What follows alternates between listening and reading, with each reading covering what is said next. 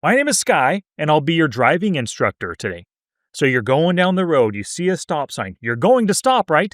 And there's three reasons why you want to stop at the stop sign.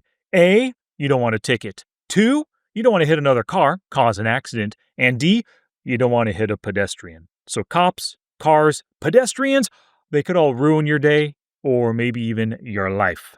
Well, there are stop signs in poker as well. These are in-game signals that force you to stop, think about what's going on, make a read, and then make a play. I'll give you examples of poker stop signs through some sample hands, and I'll show you how to use these stop signs to avoid costly mistakes. All right, let's roll.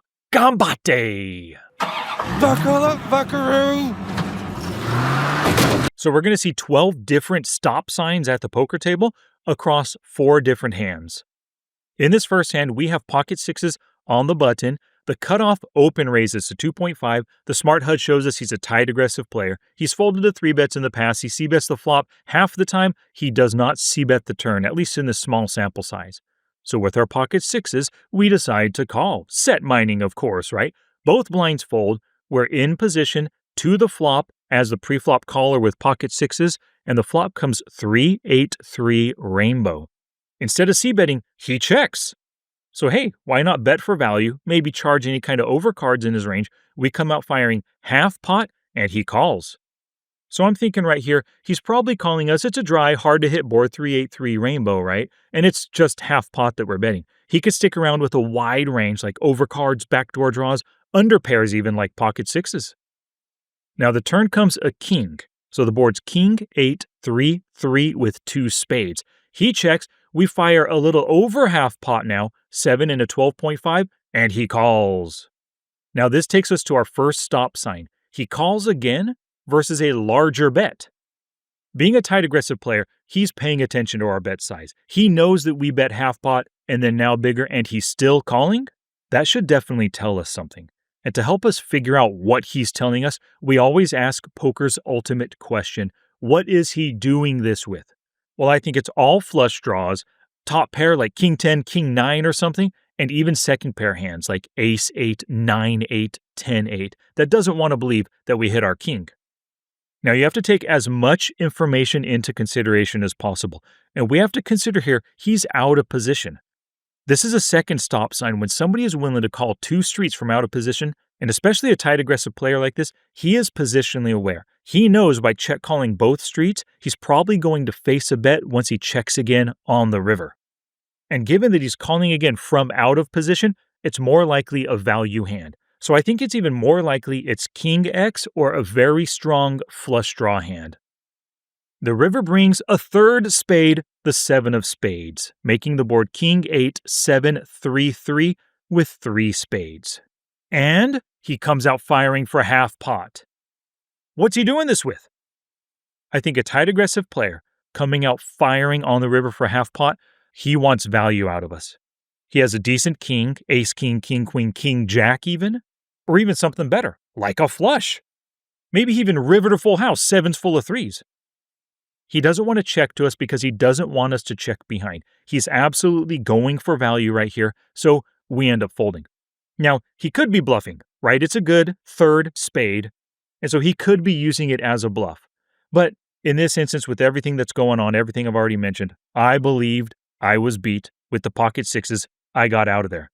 Smart poker requires you to see the stop signs, stop, read the situation, and then make the right play. And one of the great things, this is Ignition Poker after all. I can download with whole cards exposed even when I fold the hand, and we see he had pocket aces the entire time. He slow played flop and turn and didn't want us to check back on that river. In this next hand, we have ace king offsuit. We open raise in the MP, and the small blind is the only caller. Bread and butter spot. The flop comes down ace, jack, king. We hit top 2 pair, but there's 2 spades on the board. It's a very wet board. And he makes a flop donk bet of just 2 into 7. Now this takes us to our first stop sign, a small flop donk bet, especially on those wet boards. So what's he doing this with?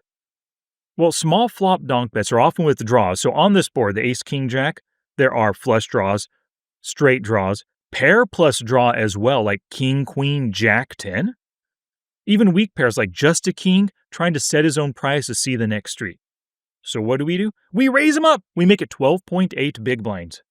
And he calls, whoa, stop sign number 2. He calls a big raise. Just imagine that flop is ace, jack, king with 2 spades. It's so easy for him to donk bluff with 7-8, pocket 3s, even jack 8 and king 5 of hearts. All of those can fold, especially against such a big raise. The fact that he called tells us he has a strong hand or a very strong draw. So now, donking small, calling big, I'm going to put him on top pair or better, maybe even queen 10 for a flop straight. He's got pair plus draws in his range, like ace, queen, ace 10, king, queen.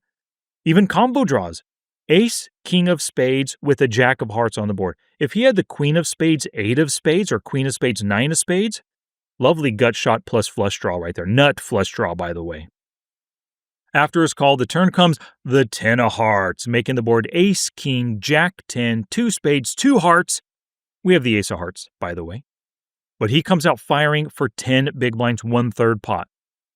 Now, given his strong range on that flop, that 10 probably just completed his hand, made him a straight. There are so many different queens that he could have. Ace, queen, king, queen, jack, queen, 10, queen, even for that flop straight. Now he wants to get value out of us, doesn't want us to check behind to catch a flush on the river.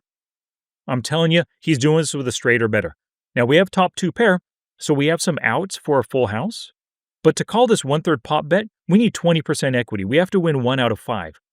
We only have 4 outs, the 2 remaining aces and the 2 remaining kings for a full house. That only hits 8% of the time. That means if we call right now, 92% of the time we're missing on that river. And we'll just fold to a river bet. Or maybe call and just give him tons of value. So I do the right thing right now.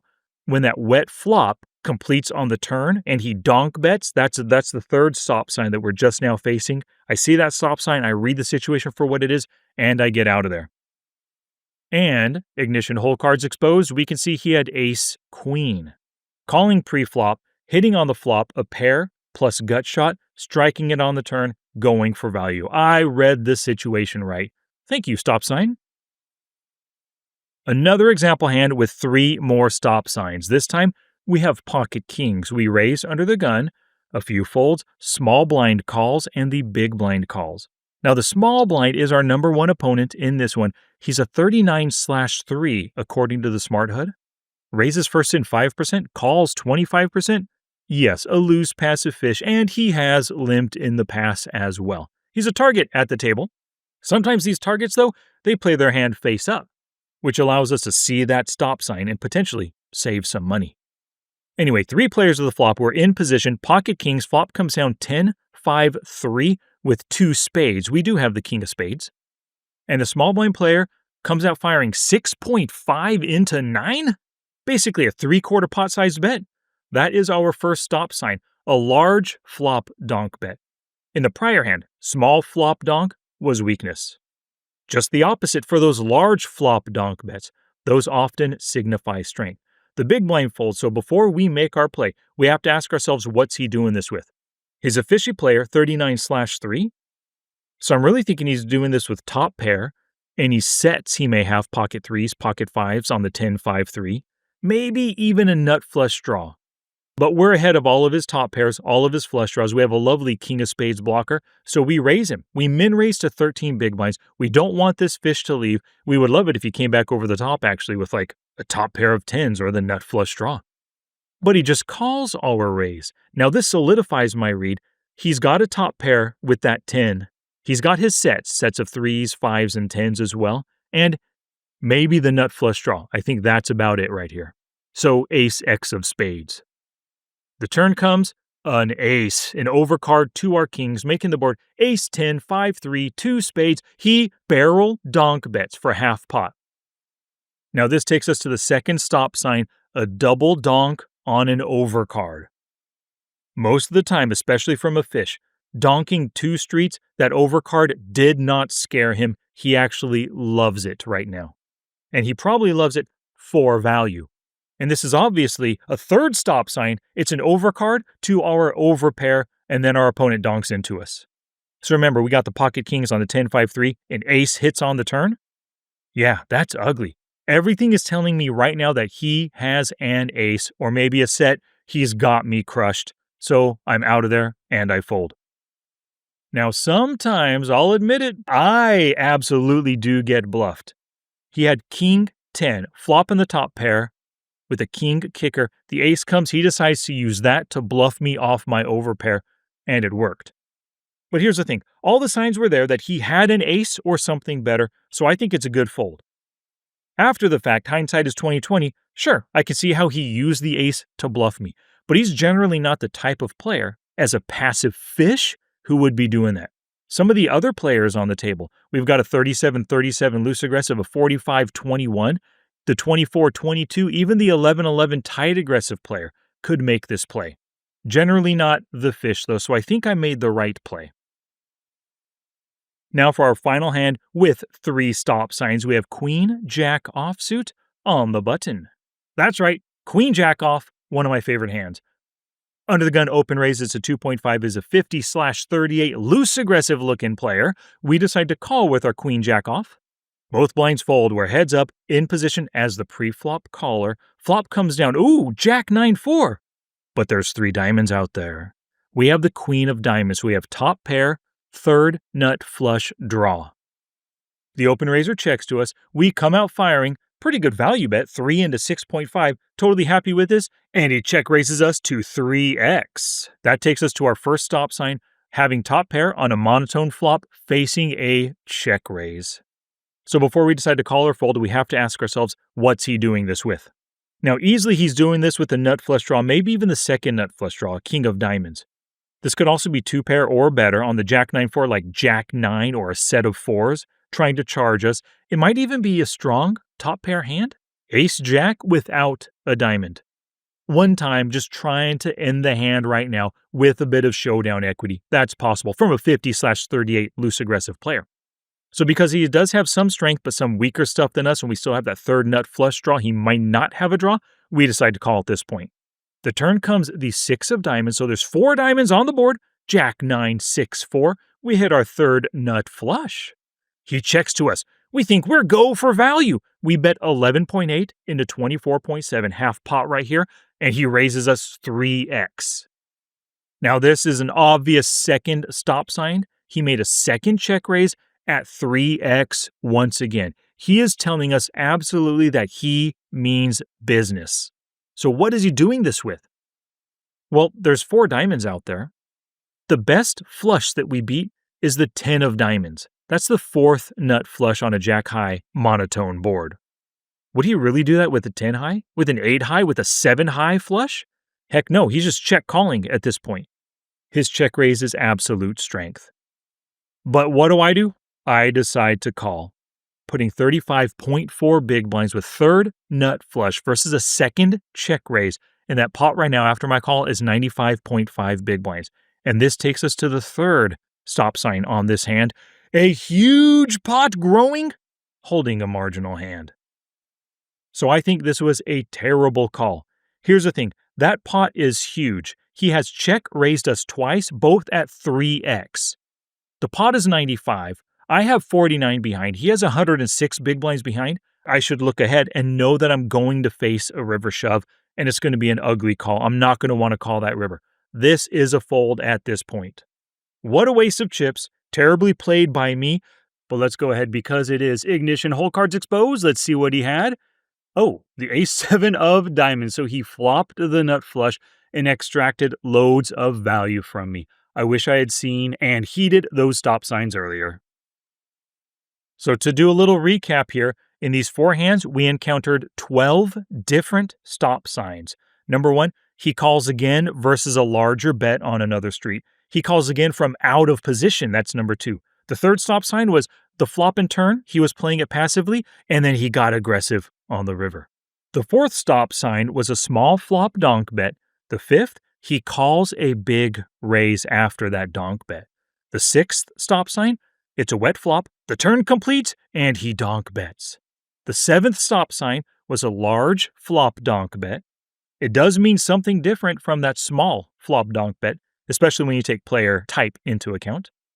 Stop sign number 8, double donking on an overcard. And stop sign number 9 was an overcard to your overpair, and he comes out firing with a donk bet. Stop sign 10 was holding top pair on a monotone flop facing a check raise. Stop sign 11, a second check raise at 3x once again. This guy means business. And the 12th stop sign, a huge pot with a marginal hand going into the river, even going into the turn. Now, of course, this is not an exhaustive list of every stop sign you'll encounter, but the key thing that you need to take away, every time you see a stop sign, you stop. Ask yourself, what's he doing this with? Use as much information as possible, make a solid read, and then make a play based on that read. Do not just willy-nilly call, fold, bet, or raise because, you think you should because of your hand strength. Now it's time for you to take action. First, please like the video if you like the video. Comment down below. Let me know which stop sign triggered your emotions here. And of course, subscribe for more. Now, the real action, I want you to play with purpose. Stop at all stop signs this week. At each of those stop signs, ask yourself, what's he doing this with? Use all the available information, make a read, and make a solid play. Thanks so much for watching. I'll see you in the next one. Gambate!